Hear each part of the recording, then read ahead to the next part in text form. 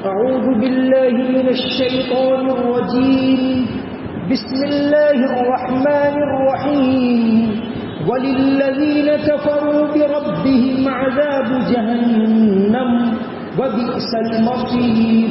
إذا ألقوا فيها سمعوا لها شهيقا وهي تفور تكاد تميز من الغيظ كلما ألقي فيها فوج سألهم خزنتها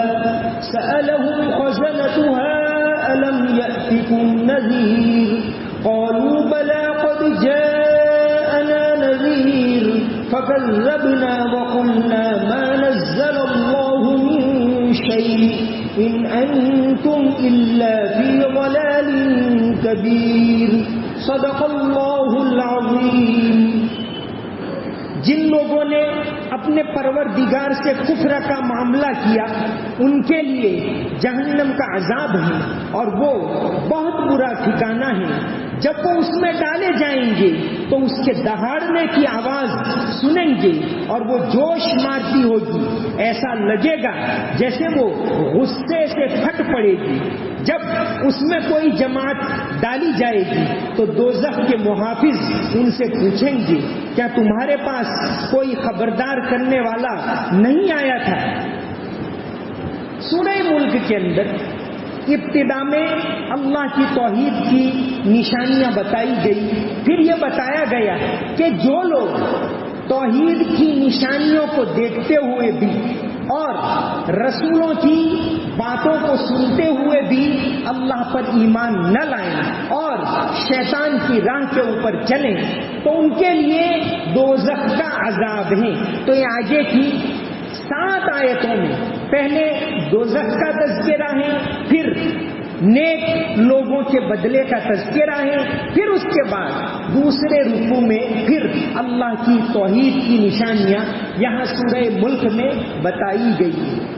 دوزخ سے نبی کریم صلی اللہ علیہ وسلم پناہ مانگا کرتے تھے.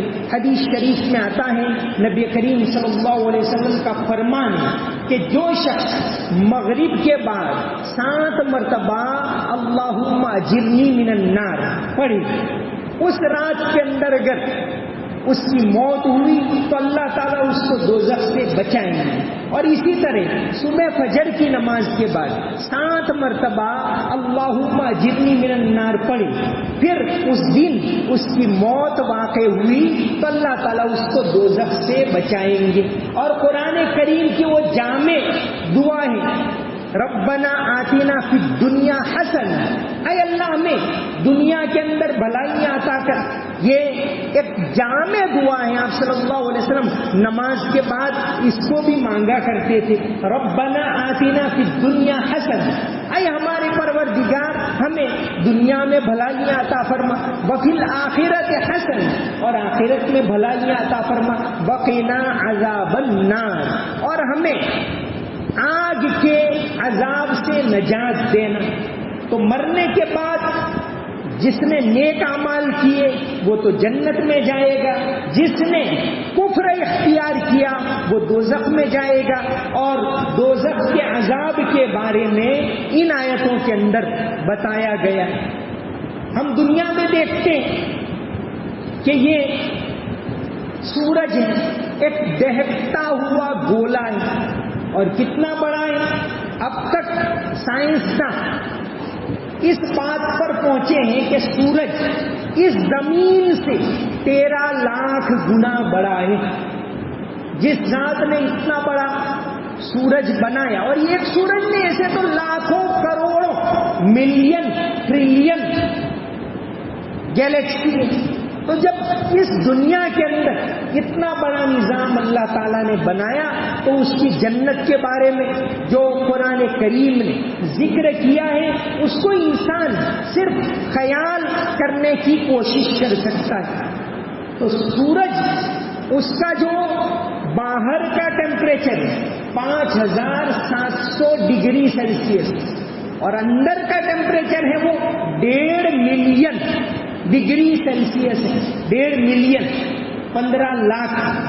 اتنی دوری پر سے وہ اتنی گرمی زمین پر پہنچا رہا ہے.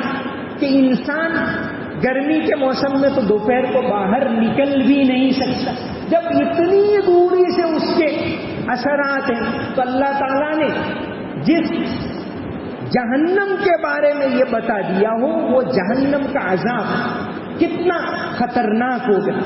جہنم میں طرح طرح کے عذاب ہوں گے، ایک تو آگ کا عذاب ہوگا۔ یہاں جس عذاب کا ذکر ہے کہ وہاں بہت زیادہ شور اور چلانا ہوگا، شور چلانا، زفیر و شہیق، یہاں ایک لفظ آیا شہیق، شہیق کا مطلب ہوتا ہے گدھے کا رینکنا۔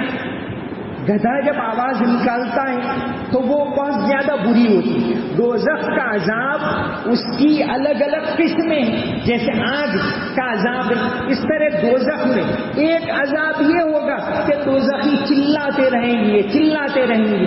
سورہ ہود میں بھی یہ لفظ آیا ہے، زفیر و شہیق خالدین فیہا ما دامت السماوات والارض، اور یہاں بھی یہ ہے شہیق کا لفظ۔ شہیق کا جو لفظی ترجمہ ہوتا ہے گدھے کے رینکنے کی آواز، یہ بہت زیادہ، گدھے کے دہاڑنے کی آواز، یہ بہت زیادہ بری معلوم ہوتی ہے انسان۔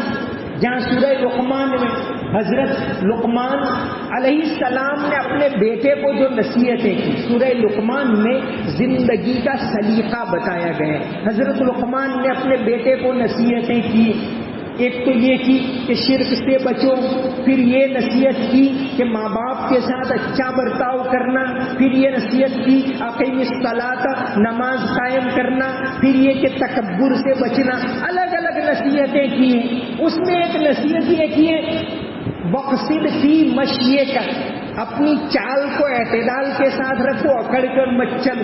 پھر اس کے بعد بتایا وغضض من صوتی، اپنی آواز کو آہستہ رکھنا، چلائے اس طرح مت بولنا، لوگوں کو بھدا معلوم ہو ایسا مت بولنا، چیخو پکار مت کرنا۔ وہاں حضرت لقمان علیہ السلام نے یہ نصیحت کی ان انکر الاصوات لصوت الحمیر، کہ چلانا تو گدھوں کا کام ہے، ایسی آواز سے تم بات مت کرنا۔ دین اسلام نے بات کرنے کی بھی تعلیم دی، ہر چیز کی تعلیم دی ہے کہ بات کرے انسان۔ نبی کریم صلی اللہ علیہ وسلم بات کرتے تھے تو ہر لفظ الگ الگ بولتے تھے، سامنے والے کو سنائی دے، ایک دم ملا کر میں کہ پتہ ہی نہ چلے کیا بول رہا ہے۔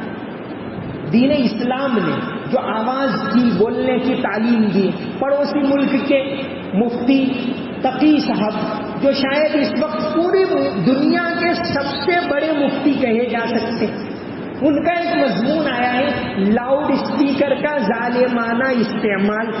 بھائی لاؤڈ اسپیکر تو ہم اذان کے لیے استعمال کرتے ہیں تو اچھی بات، لیکن بہت سے لوگ اس کو تکلیف دینے کے لیے استعمال کرتے۔ حضرت نے تو یہ لکھا ہے لاؤڈ اسپیکر کا ظالمانہ استعمال، کہ لاؤڈ اسپیکر تم استعمال کرتے ہو اس کا بھی طریقہ ہے، اس کے بھی آداب ہیں۔ اس میں بہت سی باتیں انہوں نے لکھی ہیں کہ بھائی لاؤڈ اسپیکر ہے، آواز اتنی جتنی آواز پہنچانی، آپ کا محلہ ہے، یہاں 100 200 300 مکان ہے، وہاں تک آواز پہنچانی۔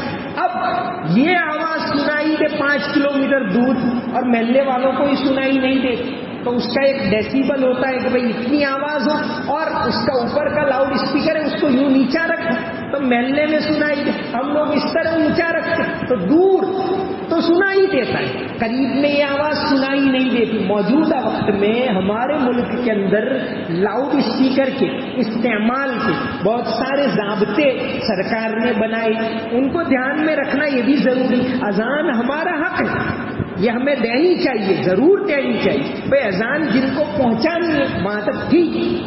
تو حضرت نے فرمایا مفتی تقی صاحب کہ بھئی ہوتا یہ ہے کہ ایک ساتھ 50 مسجدوں کی آواز ہے، اب اذان صحیح طریقے سے نہیں سنائی دیتی۔ دین اسلام کی سب سے بڑی دعوت اگر کوئی چیز ہے تو اذان ہے، اذان کی آواز ہے، یہ ایک دعوت ہے، تو اس کا ایک صحیح طریقہ بتائیں۔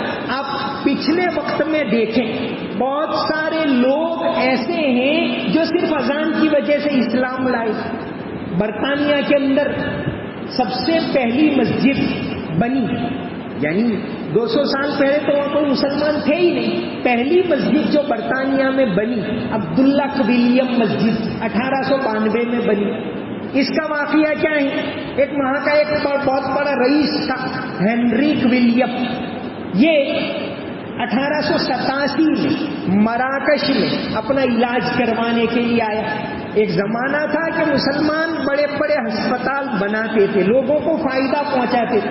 تو ہنری کویلیم مراکش میں علاج کروانے کے لیے آیا اور پھر وہاں کا رہن سہن دیکھا کہ بھئی یہاں تو لوگ مل جل کر رہتے ہیں، ایک دوسرے کی ہمدردی ہے. اور خاص طور سے جس بات نے ان کو اپیل کی، مراکش کی وہ آواز اذان کی. اس زمانے میں لاؤڈ اسپیکر کا زمانہ نہیں تھا، تو اذان نے ان کو متاثر کیا اور وہ مسلمان ہو گئے.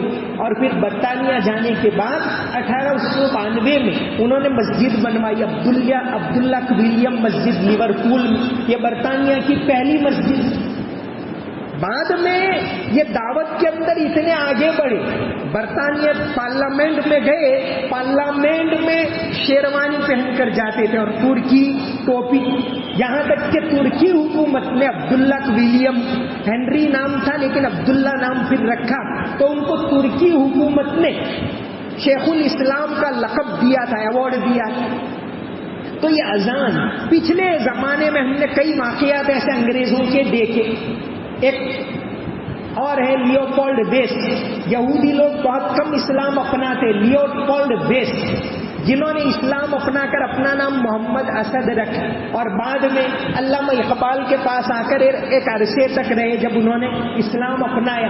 وہ لیبیا کے اندر سفیر بن کر آئے تھے جرمنی کے سفیر ایمبیسیڈر بن کر آئے، وہاں رہے.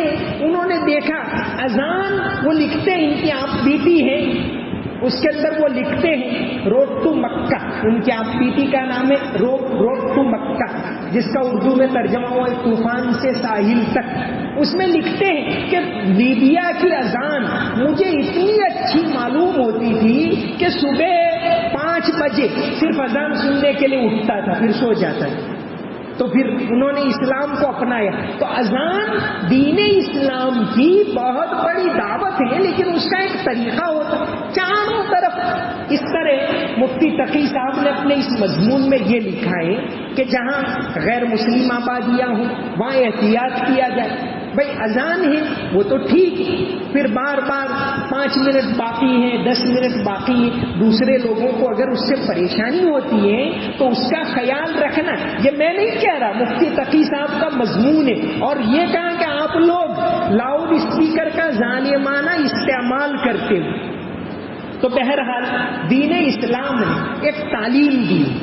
تو لیوپولڈ بیسٹ اذان کی وجہ سے مسلمان ہوئے. ابھی لاش میں ایک اور واقعہ، جینیفر گراؤٹ 2013 کا واقعہ ہے کہ یا مراکش کا ہی واقعہ ہے. مراکش کی لیبیا کی اذان آج بھی بہت مشہور ہوتی. تو مراکش میں وہ آئی تھی ایک فلم بنانے کے لیے، ایک گانا گانے کے لیے، عربی گانا، اور اس کے لیے عربی زبان سیکھنی تھی. تو کئی مہینے وہاں رہی. اس دوران اذان سے ایسی متاثر ہوئی جینیفر گراؤٹ، جنہوں نے اپنا نام رکھا فاطمہ. وہ 2013 کے اندر 23 سال کی عمر تھی ان کی، اور مسلمان ہو گئی اذان کی وجہ سے کہ اذان مجھے بہت پسند ہے. تو بہرحال دین اسلام نے آواز کے بارے میں بھی ایک تعلیم دی. تو جہنمیوں کے لیے شہیق، ایک چیخ و پکار، شور کا عذاب ہوگا جہنم کے اندر. اللہ تبارک و تعالی حفاظت فرمائے. تو شہید کس کو کہتے ہیں؟ گدھا جب چلاتا ہے تو پہلے اس کی آواز ہوتی ہے، اس کو زفیر کہتے ہیں. جیسے سانس کھینچتے ہیں پہلے پھر باہر نکالتے، تو کھینچنے کی آواز کے ساتھ جو چلاتا ہے اس کو عربی میں زفیر کہتے ہیں. اور آواز نکالتے آخری جو لاسٹ میں جو اس کی آواز ہوتی ہے انتہائی بری معلوم ہوتی ہے، اس کو شہید کہتے ہیں عربی کے اندر. تو اس پر سے یہ، کیونکہ جس طرح جنت کی نعمتیں اس کے بارے میں قرآن میں آیا، حدیث شریف کے اندر ہے مالا عین رات ولا اذن سمعت، کہ کوئی انسان اس کو تصور ہی نہیں کر تو اس طرح جہنم کا عذاب وہ بھی انتہائی خطرناک ہوگا. تو آگے کی آیتوں کے اندر اس بات کا ذکر ہے کہ جو لوگ اللہ کی توحید کی نشانیاں دیکھیں اس کے باوجود ایمان نہ لائیں, اللہ کی بات کو نہ اپنائیں, توحید کو نہ اپنائیں, تو ان کے لیے انتہائی خطرناک عذاب ہوگا جہنم کے اندر, جہاں چیخ و پکار ہوگی, چلانا ہوگا. جیسا کہ فرمایا قرآن کی ایک آیت ہے, وَنَادَوْا يَا مَالِكُ لِيَقْضِ عَلَيْنَا رَبُّكَ قَالَ إِنَّكُمْ مَاكِثُونَ, کہ جہنمی چلائیں گے, جہنم کا جو داروغہ جس کا نام مالک ہے ان کو کہیں گے وَنَادَوْا يَا مَالِكُ, وہ پکاریں گے, چلائیں گے, چیخیں گے, لِيَقْضِ عَلَيْنَا رَبُّكَ, اے مالک رب کو کہو ہم کو موت دے دے. تو مالک داروغہ 1000 سال کے بعد اس کی آواز, ان کی آواز کو سنیں گے اور کہیں گے انکم ماکثون, تم کو ذلیل ہو کر اسی جہنم میں رہنا ہے. اللہ تبارک و تعالی ہماری حفاظت فرمائے, اللہ تعالی ہمیں جنت والے راستے کے اوپر چلنے کی توفیق عطا فرمائے, آمین. اللہم صلی علی محمد وعلی آل محمد وبارک وسلم. ربنا آتنا فی الدنیا حسنہ وفی الآخرۃ حسنہ وقنا عذاب النار وقنا عذاب النار. اللهم إنا نسألك علما نافعا وعملا متقبلا ورزقا واسعا حلالا طيبا وشفاء من كل داء. یا اللہ ہمارے گناہوں کو معاف فرما, ہماری تمام کوتاہیوں کو معاف فرما, تمام قصوروں کو معاف فرما. یا اللہ دین پر چلنے کی توفیق عطا فرما, ہدایت والے راستے پر چلنے کی توفیق عطا فرما.